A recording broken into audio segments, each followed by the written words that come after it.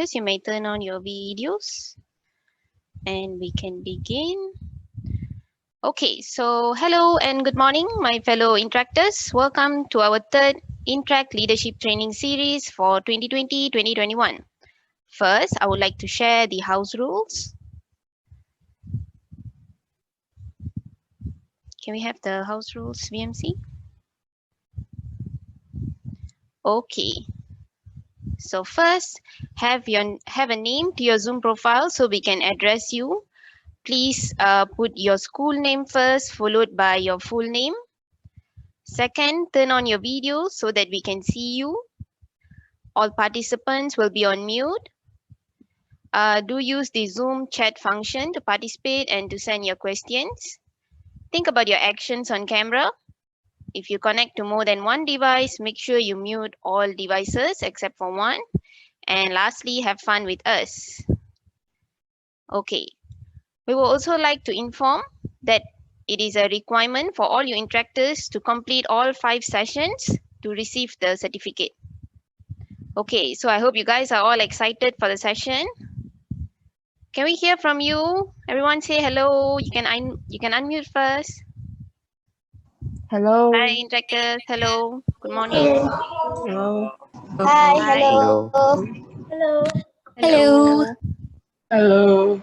Okay, so I hope you all are all cheered up.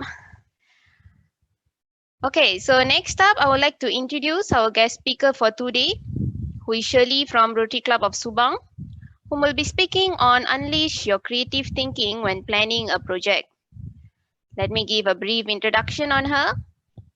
Shirley from the Rotary Club of Subang has been an active Rotarian for 8 years now, both at the club and district level. She was the club president for 2 consecutive years and held various positions in the club, such as the club secretary, treasurer, youth service director, membership director, and club administrator. In the district, she is the current district general secretary too, and Raila co-vice chair for this term. She has held various district committee positions as well as the district Rotary chairperson in the last term. She has always been very instrumental in youth development, and her passion for this area have seen her actively involved in anything and everything to do with youth in Rotary. Okay, today she will share with you some insights to unleashing creative thinking when planning projects and events in your club. So stay tuned and note all the important pointers that she will be sharing with all of you. Before we start, I would like to inform that if you have any questions, kindly raise them by typing it in the chat box later. And once the sharing session is over, it will be addressed by Shirley in the question and answer session. Okay, so are you all ready? Without further ado, I would like to welcome Shirley to give her presentation. Over to you, Shirley. Thank you very much, Sangeeta, for your emceeing. And good morning again, everyone. I'm very grateful that all of you all made time today on a Saturday morning. Some of you are still looking sleepy like me also. And so let's hope that this session for the next 30 minutes will be insightful for you all, will be useful to all of you, especially when you are planning your projects for the coming term. All right, so let me just share my screen with you all. Now, if you have any questions along the way, post it in the chat box, chat area of the Zoom session, and I'll address it at the end. All right. So let's get going here. All right. So today's topic is all about unleashing your creative thinking when planning for your project. So before I start, host, can we have the polling question? I have a question for all of you. Now the question is going to pop up on your screen and I want you to select an answer to it. So now I'm going to ask you this question, which is, does creativity exist only in certain people and not everyone?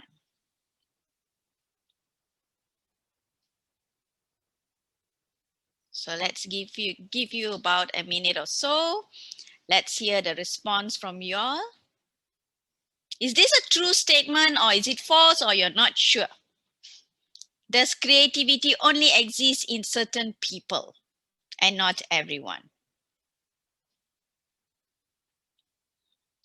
Well, majority of you are saying that it's a false statement, so which means creativity exists in everyone. That's what most of you all are saying. So let's hear it for, I think we've got about another 12 more to go to reply. Is it true? Is it false? Maybe. Okay, VMC, I think we can end the poll. All right. So looking at the results, majority of you agree that creativity exists in everyone. It's not just only on certain people. Now, let me explain to you. Yes, I agree. And that's the answer. Creativity actually exists in everybody. There's no such thing as, creativity is something that you are born with. Actually, creativity is a capacity. It is something that you can learn. It is something that you can actually work on and improve. All right. Now, let me go to the next slide. Why do I say that? Because first of all, we have to understand our brain. We have the left brain and we have the right brain. So now our left brain is the logical part of our thinking. Here's where it concentrates on words, numbers, logical thinking, sequences, rational thinking. Here's where you are very analytical, you are very objective, and you look at things from the what I would say by rule approach. All right, that's the left brain. Whereas our right brain is all about the creative part, the holistic thinking, where we have the rhythm, we have the imagination, the daydreaming, the colors, the what ifs and everything, and your dreams, your visions, and most of them are actually at the right side of your brain. So today's session is actually all about using our whole brain. So that means not only just using either the left brain when we are planning our project or the right brain when we are planning our project, but having a balance between these two. So in other words, having a balance between trying to look at things in a logical manner versus trying to put creativity into it also at the same time. All right. So this is the whole purpose of today's session. I'm not here to tell you how to come up with creative projects because that's not the topic. The topic here is how to be creative in thinking when planning your project. All right, so I hope you understand the difference here, the purpose of the whole session today. So now, moving forward, how do we do creative project planning? All right, creative project planning, only very simple. I'm only giving you 4 steps to remember. Very simple approach. It has been simplified and to only just 4 steps. All right, so the first step is vision. The second is current reality. Third is action steps. And fourth is keeping it going. That's it. Only 4 things to creative thinking in planning projects. So let's touch on the first step, which is vision. All right. On the Zoom chat area, can I just see, what do you understand when I say vision? Moderator, I will need you to help me here in the chat area so that because I can't see the chat area. So let me just, can you read out if anyone's typing in what they understand from vision? Sure. Interactors, do type in. Yes, what do you understand when I say vision? Just give me 1, 2 words. Don't give me a paragraph of explanation. I don't need that. What do you understand from vision? Anyone typing? No, not yet. This is bad. Okay, we have imagination of an idea. That's good. Good. Yes. Goal. Anything else? Goal, what you see in the future. Okay. What we saw, goal in mind, your goals. So a lot of you, your vision is basically your goals, something that you want to achieve in the future, which is correct. Because when you look at from the next slide on vision is actually what is it you really want. All right. So when you want to think of a project, the first thing you need to know is what is the vision you have first. Okay. That's very important. What is it you want to achieve at the end? And the second one is, how will you know that you have achieved it? There's two things here. All right. Coming up with what you want and how you know whether you have achieved it makes your vision. So you need to have two parts here. Preferably, if you can measure it, it's good. But sometimes some visions may not be measurable. However, you can see the impact. All right. So that's vision. That's the first thing you need to have. You got to be clear, because if you don't have the end in mind, it's going to be very difficult for you to even do any planning to achieve it. Then all of us will be like what I call a headless chicken running around, because you do not know where you're going. You do not know what you need to do. All right. Hence, that is why you always need to have a vision. After coming up with your vision, that means you are clear what is it you want to do, and you know how you're going to measure it, or whether you are clear about how you're going to achieve it, the end result. Then we move to the second one, which is current reality. What is the situation right now? Where am I right now in order to, and how far am I to achieving that goal or that vision that I have set? That is current reality. All right. Now, when I say current reality, you have to be real. Do not assume things. All right. So how do you know that you have to be real? You must relate it to that project. That means you have to really look at the actual that is in front of you. Now, some of you say, how will I know what is my current reality? The good approach will be to do a assessment. If you're not sure, always go back and ask. Another example I'm going to give you is, we always encourage interactors to always put your focus to doing a project in your own school first, before you even look outside your school to do a project in the community. All right. So your priorities always projects in your school first. So taking that into consideration, the first thing you do is look at what your school needs at the moment. How are you going to do that? You can probably ask your teachers, or you can even run a survey. And nowadays, surveys can be done online. It's very easy. There are many free tools on the internet that you can use, and you can just get all the students in the school to actually run that survey, maybe asking them what is their what ifs, what would they like to have in the school, what would they have would like to see happening in the school. So you can do a survey. From that survey, you can actually understand what are the needs in the school. You can sit down with your teacher advisor. You can ask your teacher advisor what area of the school that needs maybe repair, or what area of the school may need some of your attention. Then you all can go back and think, what can we do to address that? How can we achieve it? All right. So current reality, very important. You've got to understand what is happening in the school. So you have a goal, but you have to understand what is the current reality. Now, example I'll give you. Let's say you want to reduce food wastage in your school. Okay. So first thing you need to do is understand the current reality. That means, what is the wastage like in the first place in the school? Is it a lot of wastage? Are the students even aware what is food wastage? So you can probably run a very simple survey across maybe a couple of hundreds of the students in your school, just to understand whether do they even know what is food wastage in the first place. All right, so this is one example. Another example could be, let's say you want to do rainwater harvesting. All right, so that's your vision. You want to have rainwater harvesting, which means collect the rainwater and reuse it to wash the school compound or water the plants. So you are saving costs in terms of your water bill for the school. Then you have to look at the current reality. What is the situation right now in the school?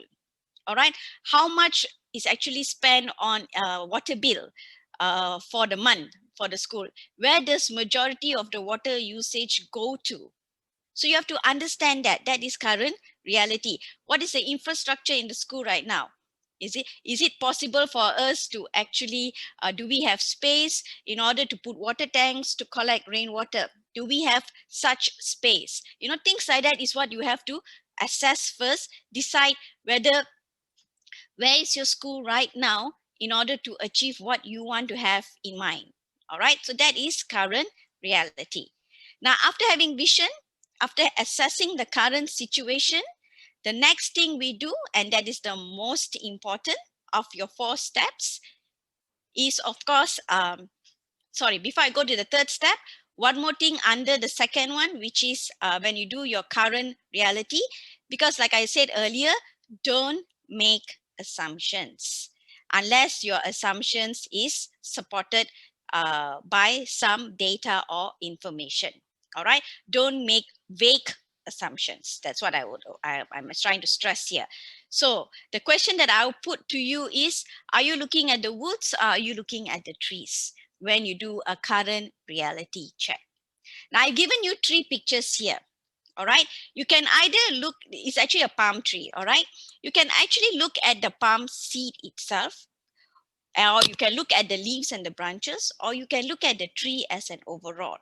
All right, how you focus is very important. If you're looking at the palm seed, so that means you're really dwelling right down to the details. That is a close-up focus. That's what we will call it. That's the immediate picture. You're looking at the fine details. If you're just looking at the leaves and the branches, that's what we call the medium focus. So you're just looking at the overall shapes, patterns, and probably the relationship, the links between each of the items. Or you're looking at the whole tree itself. So that means you're looking at the bigger picture. So usually when we do a reality check, we look at across all these tree. We look at the immediate picture, the close-up focus. We also look at the medium focus, and we also look at our long-range focus. So in other words, we have these 3 in place, which is the close-up focus. So close-up focus is reality check. All right. Medium focus will be, what are the actions we are going to take in order to achieve the bigger picture, which is the long-range focus, which is your vision. All right, so I'm using the analogy of a palm tree to explain to you, because we're going to move on to the next one, which is the third step, which is your action steps. All right, very important here. Now, in action steps, we have our vision and we have our current reality. All right, 2 things we have here. Let me just do, I'm actually just coming back to offing the presentation mode because I just want to key in here some information. So we have our vision. I gave you 2 examples, right, of a project. Let's use the first example of the project that I've given you, which was reduce and reuse food wastage. All right. So that means I want to reduce food wastage in the school. I realized that after recess time, I see students throwing food, and food wastage is really high in the canteen area. All right. Probably you can have some kind of measurements on your food wastage. Probably you look on an average. If you observe food wastage over a period of 2 weeks, then you can see that roughly we have about 3 or 4 bins of food wastage on a daily basis. You can come up with assumptions like this because you are actually monitoring the food wastage that is happening by looking at the number of bins that get filled up with food wastage. All right. So your vision will be to reduce the food wastage. That's one. Probably you also want to look at ways how you can reuse that food wastage. That means maybe you can look into doing composting and making it into fertilizer that can be used in the gardens, all right, of your school compound. So there's 2 things here. So that's my vision. You know, I want to reduce food wastage, and I also want to reuse it.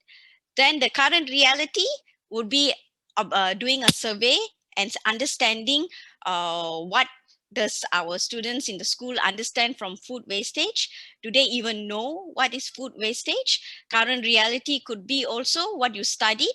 You did an assessment. You have come up from your survey of observing after 2 weeks that we have about 4 bins a day on food wastage. So you've got these figures to support your current reality. What is the current situation?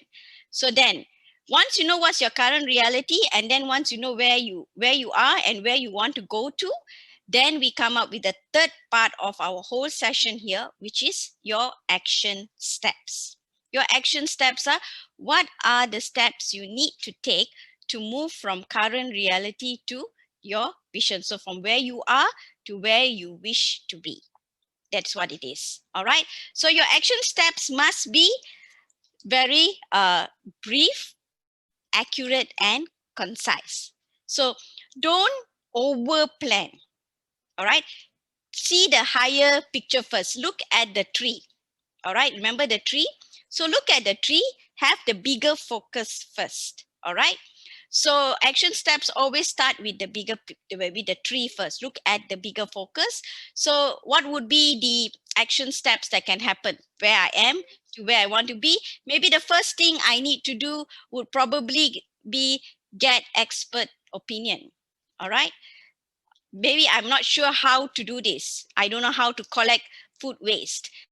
Is there a proper or hygienic way to collect food waste that I can probably then use to do composting later, or understand what is composting in the first place? Because in composting, not every kind of food waste can be used for composting. All right. So you may have to have a better understanding of it. So get expert opinion will be the best. All right. Now this is the tree. Remember, we are looking at the tree right now. So we are looking at a bigger focus, a larger focus. All right.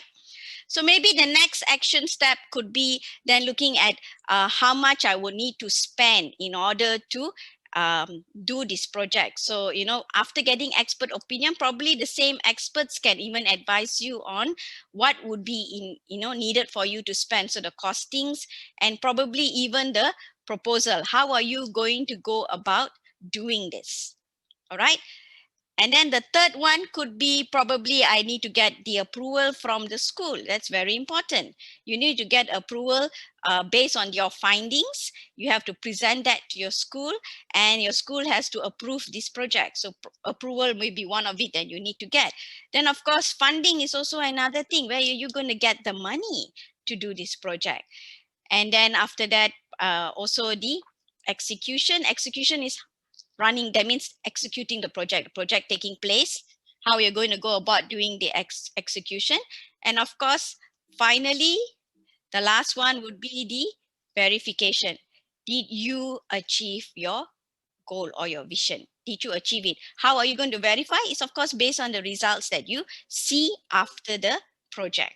All right. So remember, I kept this brief, I kept it accurate, and I kept it concise. The next thing you need to do then it will be to break it up. So like get expert opinion, then you further break it up to smaller sub steps or sub action steps. All right. So that is now looking at the leaves and the branches. Remember the second picture, leaf and branches. So under get expert opinion, so here's where probably I will do a sub branch and I'll say, okay, under get expert opinion. How can I get expert opinion? You know, you could probably ask around, you know, ask people that you who have done this before. Or another option that you can do also could be refer to schools that have done this before. Refer to other schools. They probably may have already done that, and ask them how they went about doing it. Another way could be use your social media, use your internet to try to get information. That's, you know, our internet is like oyster of information, good and bad. So let's utilize the good part of it, which is source it out, get it from the internet, or use any other social media tools to get your information. Now, there was a project that was done some years back, not some years, about 2 years back. And it was actually about doing a virtual, this was a virtual run event. At that time, 2 years ago, virtual run was a very new concept. So there was this group that wanted to do this, but had no expertise whatsoever. And they didn't know anyone who knew anyone who have done this before. So what they did was they just posted in Facebook page, on their own personal Facebook page, and they just asked, do you know anyone, or could you refer me to someone who has done this virtual run before? And before you know it, their friends who saw the posting gave them lots of contacts for them to actually call and get this information. So sometimes when you don't know, just ask. People will help you if they have a contact somewhere, or because they saw your posting on Facebook, for example, or even Instagram, and they'll reply to you. So you don't have to say that, oh, I'm only a student, I don't know anyone. That is now no longer valid, because you can actually ask and you will get the answers. So here's where I'm showing you to use your creative approach to get this information. All right, don't rely on the traditional approach of just saying that, oh, I don't know anybody. All right, because that's where your left brain will tell you, your logical thinking will say, hey, you are a student, you don't know anyone who knows this. However, your right brain will say, look, there are different ways that we can see to get this information. So it's utilizing both of these together. Once you know and get hold of the right people, costings and proposal will automatically come in, because these very same people whom you ask will refer you to the right people to give you the costings and proposals. All right. And then approval is, of course, getting it from your school. Now, be creative also in getting approval from the school. Don't simply just go and approach your teacher advisor, or even your COCO teacher, or even your HM, and say, look, I have this project. I want to reduce food wastage. This is the cost. Please approve. You see, you got to convince your school that, this is a good project to go to. This is a project that's going to save the school money. This is a project that's going to educate the students not to waste food. Once they start practicing this in school, it will naturally become a habit that they will also practice outside of school. So again, it's how you put it to the school in order to get that approval. If you just go on a blunt approach, probably the school is not interested in your project at all. But you have such a fantastic idea. It's how you put it to them, and you have to show information that your school wants to see, which is usually the dollar signs and, of course, the impact to the school. These are two key things here that you need to take into consideration. Then we come to funding. Now, in funding, there are many ways to do funding. All right. And now with MCO, with this pandemic situation that we have right now, and probably human interaction is kept to the minimal, how on earth are you going to raise funds? Now, I want you to stay tuned for the next session of our ILTS, because Past Assistant Governor Raj is going to share with you on the various social media tools that we have out there, which is free, that all you interactors can actually use. And one of it is also on funding. Now we have to change the way we do things. All right. And it also includes funding. How do you get funds? So we have to look into social media. That's one very good approach. Crowdfunding is another. Be creative in the way you do funding. All right. Because now people, I won't say that because of pandemic situation, people are stingy and don't want to give you money. It's not that. They are just being very cautious about where they give their money to. So it's very important that you need to highlight the why behind your project. That's very, very important. Okay. The why plays an important role. Why are you doing this? Once you sell that why, people will give you the money. If you do not convince people about the why behind your project, they are not going to give you the money, even though they have it. So here's where you need to know, how are you going to be creative in selling your why to people in order to get money? And when I say people, it can also mean the students in the school too. All right. Even they won't part with their money to the interactors if they are not convinced of the why. So you have to really think of catchy titles, creative titles, or creative EDMs that actually sells your why. Example, when I go back to our project again, okay, on the food wastage. So when you tell them that, we are going to save the environment, we are saving Mother Earth, we are reducing the waste that is leaving the school, we are playing our part in the environment.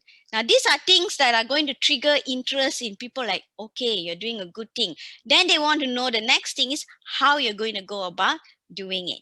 All right. So that's the second part of it. But the why is important because you need to catch their attention. And then you can tell them, okay, I'm selling, for example, I'm selling cookies to raise funds for this project. So by buying a cookie bag, you are actually contributing towards how many percent of your funding. So people will feel like, oh, I'm part of this project, and they contribute towards it. So you try to always fix a value to their contribution. So for example, if you buy this, you are actually supporting, if it was education for a poor kid or tuition fees for a poor kid in your school, a poor student in your school in the B40 category, then you can say, by buying this this magnet or badge or this button badge, you are actually supporting this student's tuition fees for 1 day, example. So when you can relate and put figures such as this, then people understand the why and they come forward and give you that money. So it's very important. So there's two parts to funding here. One is making it attractive. Secondly is, of course, using whatever free tools you can get out there to get funds. So remember, stay tuned for next session because next session will touch on these social media tools that you can use. And of course, finally, the execution. Execution is when the whole project takes place, who is involved, proper delegation of duties are important. Everybody in the club must be involved in this project. It's not only just the president or the board of directors, it's everybody. Make sure you involve everyone, because until and unless you involve everyone and have that inclusion factor, people will not feel like this project belongs to them. So everyone in your school needs to feel they contributed towards this project. So inclusion, very important. This is not a 1-2 person project. It's not the board of directors only doing all the running around. It's everybody needs to play their part. And this is very important. And of course, finally is, of course, your verification. That's very important because verification is where you go back and check after running this project for a month. Let's see how much of wastage are allowed in the bins. It probably reduced to now 2 bins of wastage in a day. So that means there's already a 50% reduction in your food wastage already, just looking at the bins. So this is just an example. All right. So action steps are important. Start off always with the tree. Remember the palm tree. So start off with the bigger focus. Then you break it down to sub action steps. That is the trees and the branches. And then you can even dwell further from even asking. You can break it down some more. And that is the palm seeds that you see. So you're going on a close-up focus. So you're being more attentive to the issues and problems. So this is how you do your breakdown. Now, what I've shown you here is the left brain working, all right, the logical thinking. The right brain part of it, which is the creative part of it, the holistic thinking, comes behind how you're going to go about doing each of these action steps. That's where your creative part comes in. So at the end of the day, you are actually using both parts of your brain. The whole brain is being used here to actually do this whole planning of the project. Okay. Now, having said that, these are your action step tips. No worries. All this will also be shared to y'all. I'll get that email to y'all so that y'all can use this as reference. Now, everything stated here is already what I have already mentioned. Remember, to always keep it brief, accurate, and concise, your action steps first, and make sure they have a timeline. That's very important. When do you need to achieve all these action steps? You only have 1 year in your term. All right. So this project should preferably be done within 2 or 3 months. All right. And choose the right time when you want to do this project. And at the end of the day, of course, you need to ask yourself, did you achieve your vision? That's very important. Okay. Now, another way for you to have a holistic view or to have an overall view of your whole project once you have listed down the action steps are to actually mind map your project. All right, that means doing a flow, trying to see who is involved at all the different stages of your action steps. Pictures always paint 1,000 words. All right, when you have words, it's sometimes boring. Sometimes you miss the point because there's just too many words. So usually what we suggest is put it into a diagram form. When you put into a diagram form and have a flow, then you see things better. All right. So in mind mapping your project, there are many ways to mind map your project. One is what we call the linear approach like this. So in the middle is your vision, what you intend to achieve. Then you draw all the branch out. Remember the leaf and the branches? So you draw out all the branches and then you start putting in your leaf. So this is how you do your action steps. All right. So these are creative ways of doing the earlier one that I said. Action steps, I listed it down to you in words. But you can even do it like this. You can draw your vision in the middle and then you start having the branches and then having all the sub branches after that. So when you have a picture like this, it's easy for all of y'all to see and understand what is actually involved. And when you take this to your school or to anyone for that matter, just by looking at a diagram like this, I understand exactly what you want to do, how you're going to go about it, and how you're going to go about doing this. All right. Of course, the details behind each of these branches would probably be in words. But at least I see an overall picture.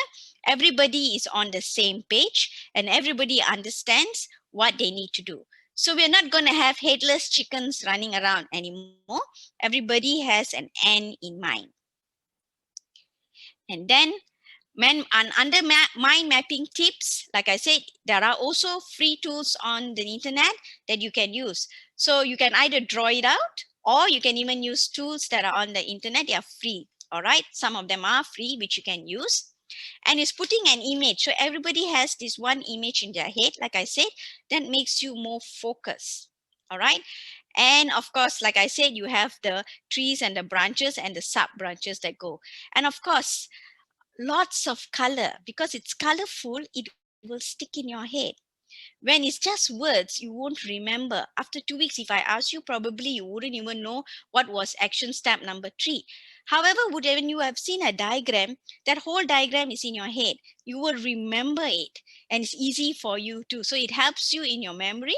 And of course, colors are always attractive, so it stays in your head. Okay. This is another way of course, of also mind mapping. But again, this is words, but this is being more structured. So you have what is your ongoing, what are urgent things you need to do, what are your short-term action plans, what are your medium-term action plans, and then what are your long-term action plans. So you can have it also in approaches like this where you break it down. So one big project is now broken down to several action steps. All right. So you can have approaches like this. So again, this is using your creativity. How are you going to put your action plans in place? It's choose the method that suits you, where you are comfortable, which gets the message across and sticks in everyone's head. So as board of directors, this is your role here.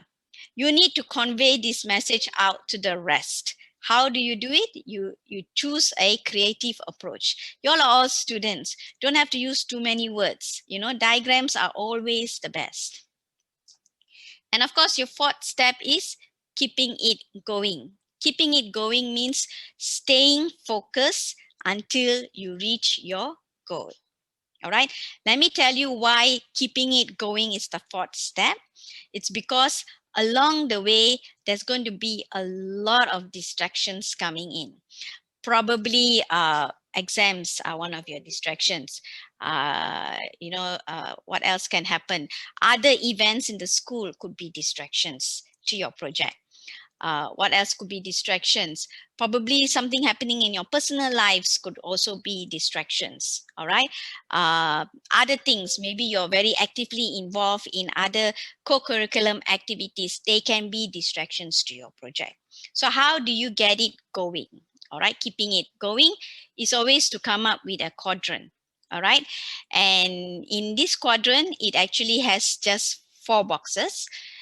On my left hand side is what's important and what's not important. And on top is what is urgent and what's not urgent. So draw this quadrant, and it comes from Franklin Covey's 7 Steps to Effective People. He actually says, do this quadrant. All right. Important, not important, urgent, not urgent. So into each of these quadrant is where you list down what is important and urgent that needs to be done for this project. So you list down the action steps, or you list down what needs to be done that falls under this category. So this quadrant is what we call the quadrant of necessity. Must happen. This is necessary for the project to happen. All right. So it comes under here, and this is something that you must manage. Then you list down what is important, but they are not urgent, meaning they may not have a timeline attached to it. So it can wait, but it's important, but it can wait. Then probably you list down here. So things like your preparation, prevention, what are the things that come under the project that is important and not urgent, you list down under this quadrant. So this is what we call the quadrant of quality and personal leadership. All right, these are something, it's important, but it can wait. That's what it means.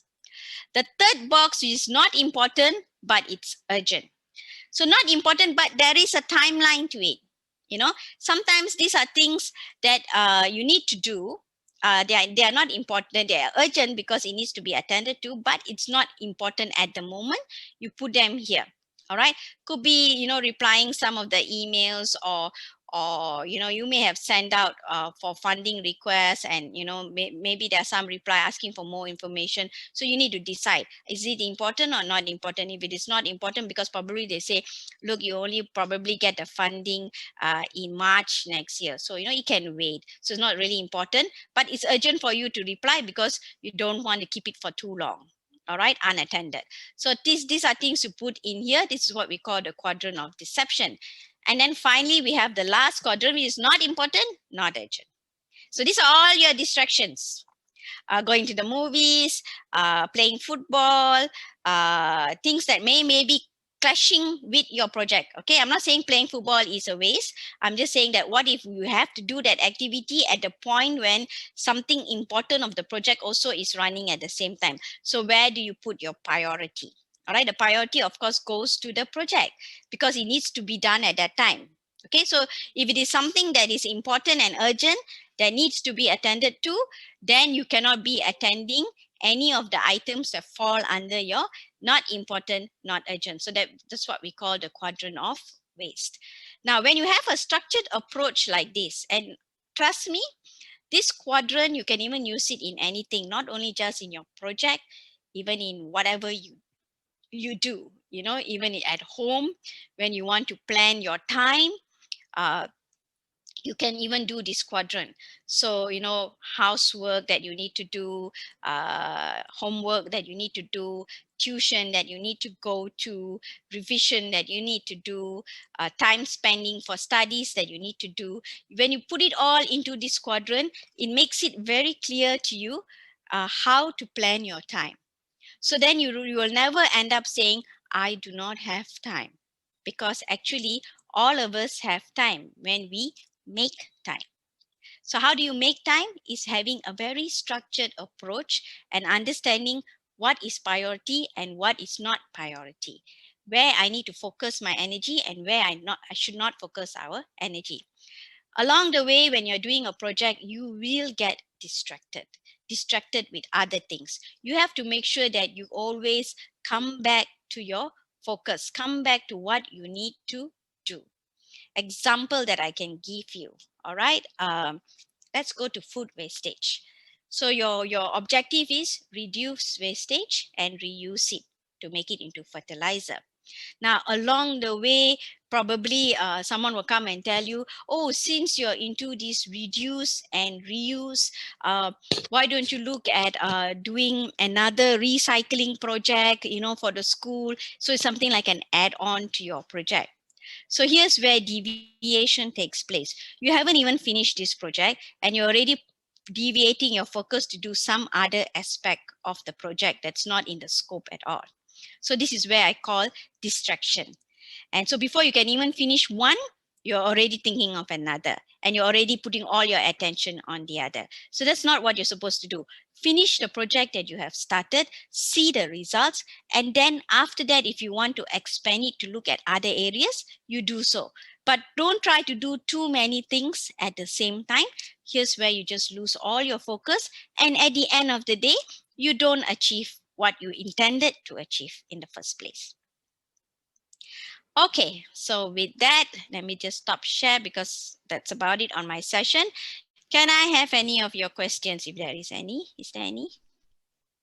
Thank you so much, Shirley. Interactors, you may raise your questions in the chat box and Shirley will attend to it.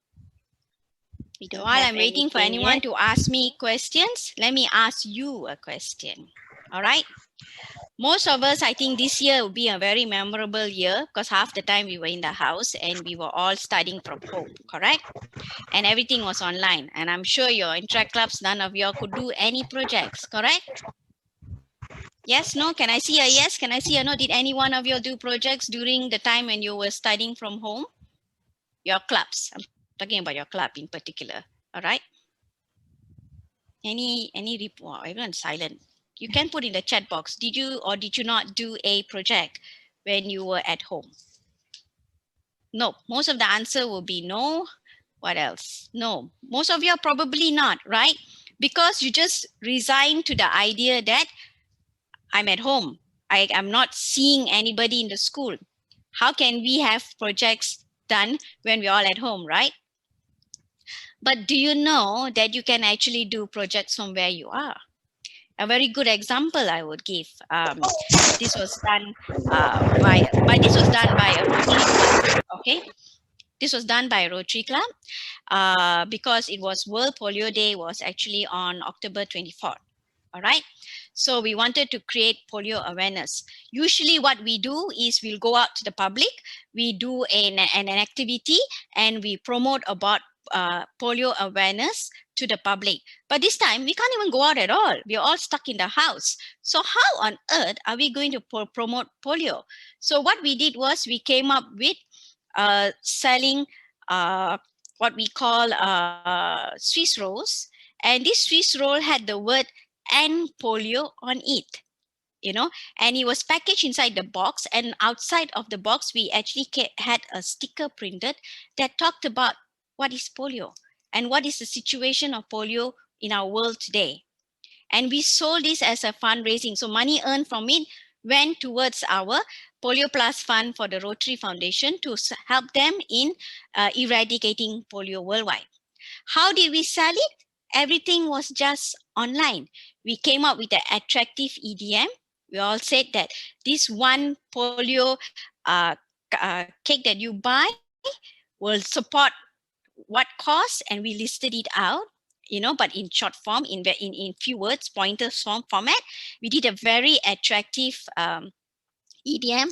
We got all our members to post it on the Facebook page, because Facebook or Instagram, whichever that I guess for y'all will be Instagram, for us are Facebook. And yes, so this is what we did. All right. And then we say, buy this and you're donating towards what? See, we are selling our why here. All right. Now, when people saw this and it's like, hey, I've never seen a Swiss roll with words on it like this, that said, "end polio now."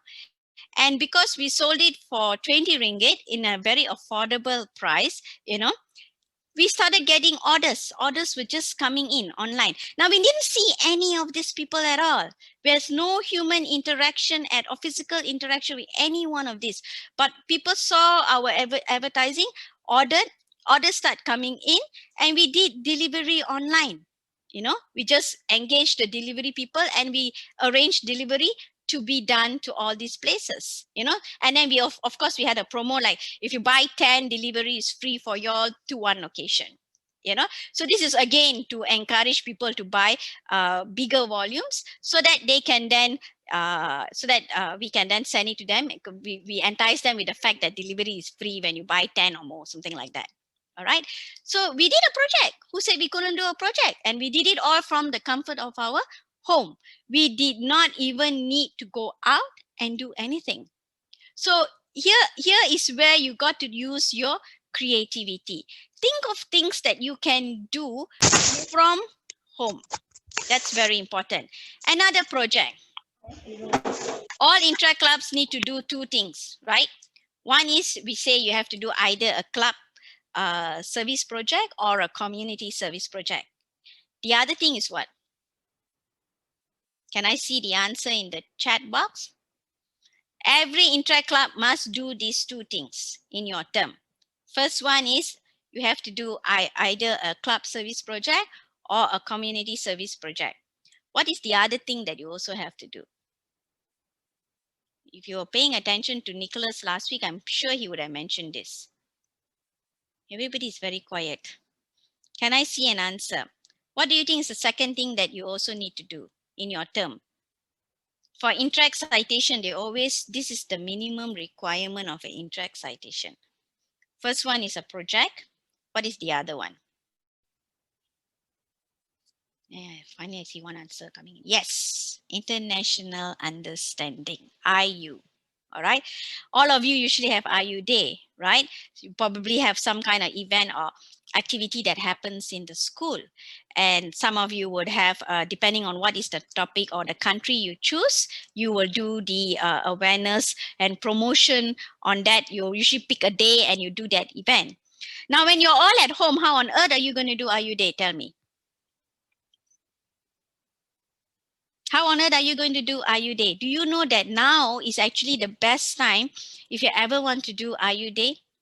Because when you are at home, you can now connect online to any of the international interact clubs around the world. Did you know that?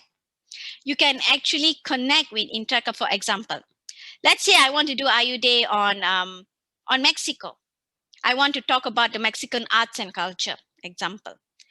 In usual times, what would most of the intra clubs do? They'll go to the Mexican embassy, correct? You'll go and speak with someone from the Mexican embassy. You will get an understanding about Mexican arts and culture. Probably the Mexican embassy will sponsor some stuff for you. You will run an IU Day in your school with all this information about Mexico and Mexican arts and culture. Now you are in this new normal because of pandemic situation. We can't have gatherings at schools, forget about having an IU Day because that's not going to happen, a physical IU Day. So what can you do? Here is where then you use your creativity. Use the current situation and turn that into opportunities. Go and find out, connect yourself to the interact clubs in Mexico. Probably there's a couple of hundreds there, Let's arrange a joint session. Call these clubs, fix a day, fix a time, do a Zoom meeting, get all of them in, and let them show you and advertise to you or show you or present to you what is their arts, what's their culture. Probably you can even have a cooking session on Mexican food, simple Mexican food. And, and it's being broadcast for everyone to see, or people can even participate. You can just ask them, get these ingredients ready, Zoom in, and let's collectively do tacos, for example, and everyone gets to do it there, and that is international understanding because you're already promoting something about that country. You're creating awareness, and there's also physical activity involved.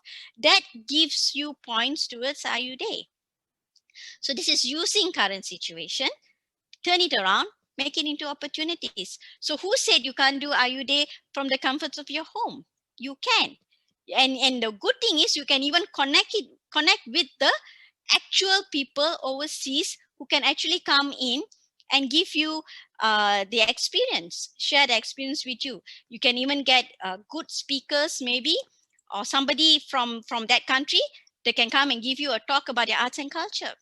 So it's education for everyone. Open it to everyone in your school to join in for this. And this is an activity done by your Interact Club. So don't limit yourself when it comes to the current situation. In fact, turn it around and make it work wonders for you. All right. Any other questions? I get worried when there's no questions. I don't know Yeah. whether you understood me or not. Interactors, any questions that you would like to ask Shirley? Is there any projects that you have in mind? Maybe you want to share that, then maybe we can look at how we can go about doing it, you know, in a different way, a creative way and a different way. Is there any questions that you like to ask? Did you understand everything that was said? Can I at least see that answer? I'm very worried with you all. Okay, can I see a yes or a no or a maybe? Don't worry, I'm not going to penalize you, you know, Okay, just that I have a yes coming okay, in. thank God, I feel Okay. better now. All right. So that's great. So remember one thing. Do not think that just because you can't go to school, you can't do projects. All right. Do it from the comforts of your home.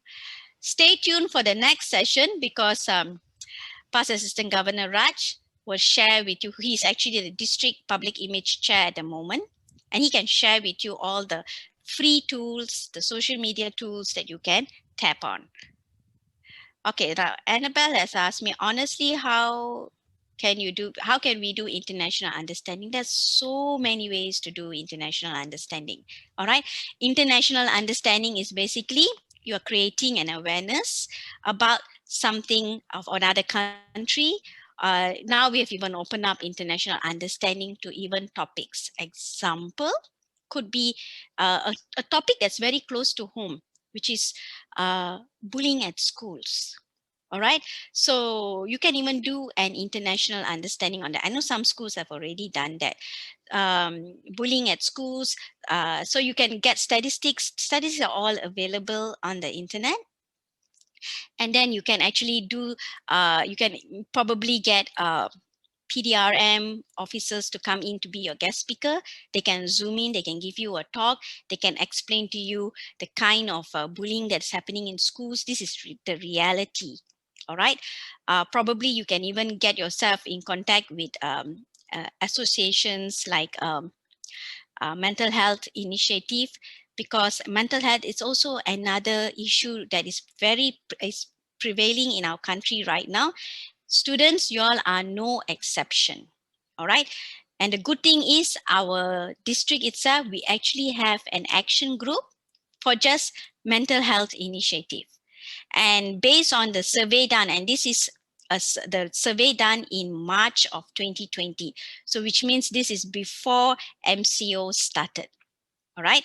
The figures showed that majority of people suffering from mental issues were mental health issues. Mental health issues are things like depression, stress, anxiety, suicides, attempted suicides, and even actual suicides. You know, the figures are very high for youths between the age of 13 years old to 19 years old.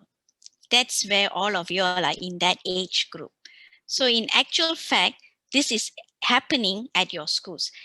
During MCO, in fact, these figures have probably doubled. Many students cannot take it staying at home, cannot take it seeing the parents, cannot take it being confined in the four walls of their house, and it has affected them badly. So these are prevailing issues. How can you make that into an international understanding day? It doesn't even have to be one day. You can do it over a period of say 1 month. Call this your International Understanding Month for mental health issues. So every week, probably just have one session for 30 minutes or maybe 45 minutes, just talking about or doing something in relation to this. Probably you can call a psychiatric to be a speaker for 20 minutes to talk about the kind of issues. You can call experts to come in to share their point of view. You can call even your teacher advisor or a teacher from your school who can tell you what is the current situation. So, you're creating awareness about it, and even how to go about, identifying if you see someone who is not their usual self, what do you do? So you can do all this you can break it into small sessions over a period of 1 month, and that is your international understanding. And all of it is done online, getting the right people to come in, share things, about mental health and what are the things you can do to curb this problem. So what have you done at the end of the day? You have created awareness about a situation that may be prevailing in your school. And what did you do?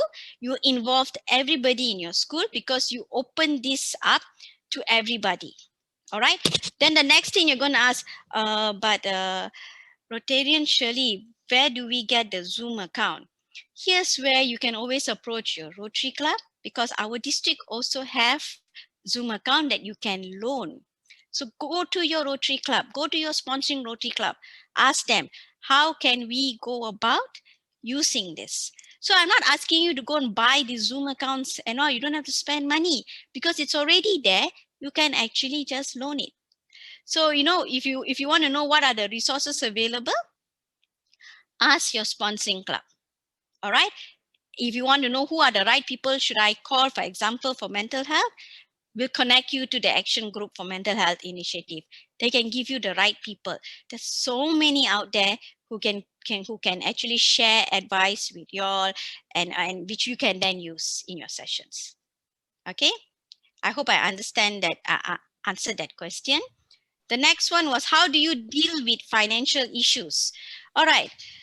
Don't always think that fundraising has to be in a conventional manner. Fundraising can come in many different ways. You can even do a raffles draw online. Do you know that? You can even do a lucky draw online. You can get sponsors probably for example, if you know someone in Starbucks and probably they sponsor a voucher for you, then probably if you know someone in a hotel or a restaurant, and then, you could approach them and ask them, can you give us a voucher for a meal for two or something like that. And then you use that as a raffle draw. So you can probably sell the ticket at, say, example, 10 ringgit online. So people just have to bank in, give them a bank account, they have to bank in, and then you give them a number to your raffle draw. And there are many tools on the internet where you have like the Wheel of Fortune, where you just have to click the button and the wheel will go turning until it stops at a certain number. So when that number is called, then you see who's the person who won that, and then you just arrange for it to be posted to them. So you see, you're doing everything from home. You're not even there physically to do a fundraising. So these are just examples of how you can just use the internet for it. Another way is what we call crowdfunding. Crowdfunding, there are a few sites in Malaysia. There's one GoFundMe, as in F-U-N-D, GoFundMe. And you can actually create a crowdfunding page, and you can actually tell what's the purpose of your crowdfunding, and then you can call for public donations. All right, so people will just ping, and the money goes in, it must be linked to a valid bank account and stuff like that. And you do crowdfunding. See, we did crowdfunding for one of our members. This is an example I'm giving you, a real example. One of our honorary members, he's based in Melbourne, and he passed away. And because he was such an active Rotarian, a lot of people wanted to buy flower wreaths and all and send it for his funeral. However, it was MCO, so no one could attend the funeral except for the close family members. And close family members didn't want the money to be wasted on flowers and wreaths. So what they did was they told anybody who wanted to contribute something towards his wake service, they asked to channel that money to charity. And they didn't want the money just to go anywhere. They wanted it specifically to go to a project. So we actually created this crowdfunding page. We had that option for them to go in and donate the money, and it was actually linked to our club account so that that money would then go to that project. How much did we raise? We raised close to almost 7,000 ringgit. You know, just from that. And this is just people who wanted to who wanted to buy flowers or wreaths for the funeral, but were asked to channel that money instead towards a project, and that's what we raise. So use your creativity. You know, think of a project and the purpose. People will give you money, they have it in them, but they must understand and they must buy your why. If they don't understand your why, or they don't see the purpose of your why behind that project, nobody will give you the money. So it's how convincing you are. So for us, we convince the public that the money that they're giving towards for Dr. Joyce, you know, that's our honorary member, was going towards an education fund that were going to help the poor children. And we specified what are the projects that the money was going to go to. So when people see where it's going to and for what purpose it was going for, people gave their money. So that's another approach that you can use. So how do you deal with financial issues? This is one approach, using the tools that are available. Think of different ways to fundraise. You can do everything online these days. You do not even need to go meet people anymore. You can sell merchandise online too. You know, you can do t-shirts, for example, sell that too. You know, it's again how you market it. What is your PR approach behind it? So here's where everyone in the board needs to sit and see, okay, these are things that we can do. Let's utilize that and do it. Another example I can give you for fundraising also, if you want to do a walk or a run, some schools I think do organize these walks and run, but now you can't because of the pandemic situation. Change that to virtual. Do a virtual run instead. Just what you have to do is create the time period in order for people to do the virtual run. As long as they record it in any of the apps you can use that's on their handphones, and then they just have to send proof or evidence that they have done that number of kilometers within this date range. And then in return, what do? You give them a t-shirt and a finisher medal. So you have already charged them in the beginning entry fee. So that entry fee should cover the t-shirt and the medal, and there should be balanced amount of money that goes towards the fund. So what's the purpose of the run? Example, the purpose of the run could be, I want to create awareness on cancer, example. All right. So this virtual walk will be for cancer awareness. All right. So I'm sure all of y'all being youngsters, you know, y'all can design very nice t-shirts, get hold of a t-shirt vendor, get a good pricing, and find out what's the cost of your t-shirt to print, and then a medal to support that thing. So see what's that cost. Then you decide what's the entry fee. So example, if the t-shirt and medal costs you 20 ringgit, example. Okay. So probably you want to charge an entry fee of 50 ringgit. So that you have a 30 ringgit of profit from this event per participant that would then be channeled towards your project fund. So these are things that you can do. All right. So, and all of this is being done again, like I said, through the internet online. You're not even seeing and meeting any of the participants. All right. But you have done a project, you've done an event, you have served your purpose, and you've raised your funds. Okay. Any other questions? I hope I've answered that, Jordan. If not, you can unmute yourself and further, elaborate on your question. Any other? All of y'all are awake, right? Eyes are open. Okay. All right. Thanks, Jordan. Okay. If no questions, then I'm passing back to you, MC. Okay, thank you so much, Shirley. I hope it was a great session, guys, and that you have gained a lot of insights. Now I'd like to call upon Vinodan for his thank you note to our guest speaker. Thank you, Rotary and Sangeeta. All right, thank you, Shirley, for your insight on the creative thinking in project planning. We are grateful for the time and effort that you took to share your thoughts and experience with all the participants today. I personally actually liked when you mentioned about the 4 steps to to create a creative projects. And I believe that the 4 steps will ensure that our project has a purpose. And from there, we would know how we can create the project creatively. And not forgetting on the 3-step action step that you said, which is a backbone for the project planning, that I believe it would be a backbone. And converting the 3-step into a mind map to see a clear picture on what's the project is going to be. With that, I believe all the interactors will take away this sharing and implement the knowledge in their future projects that will be coming when they are back to school. Thank you. Thank you for the sharing. Thank you, Shirley. Thank you, Rotarian Vinodan. Now I'd like to call upon Rotarian Brahma for updates.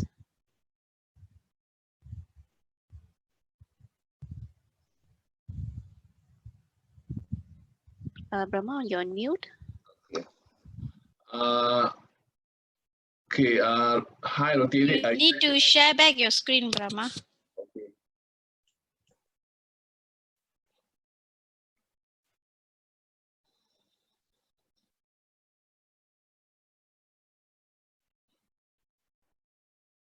Okay, hi interactors. I have one important announcement that the dates for the 4th and the 5th session of ILTS has been brought forward so that we can complete all this session before you start your school term.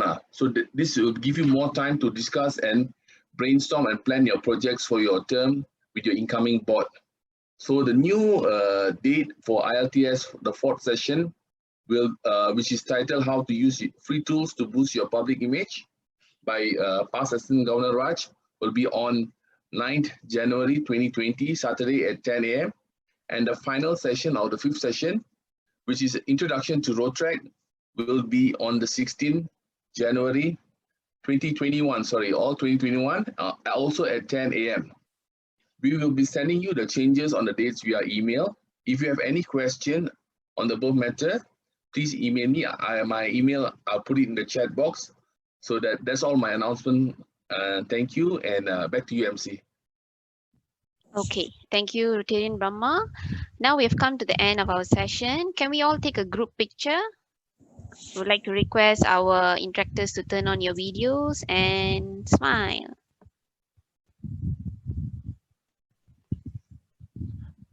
Vinodan, on your cue. Yep. It'll be 1, 2, 3. Just hold. I have 5 cheese. pages for me to go. 1, 2.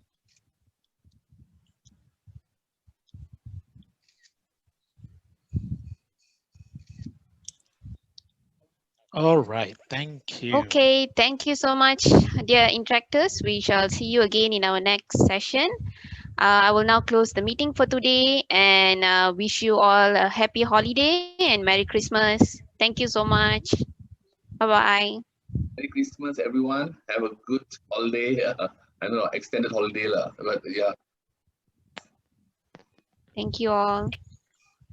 Thank you all. Thank you.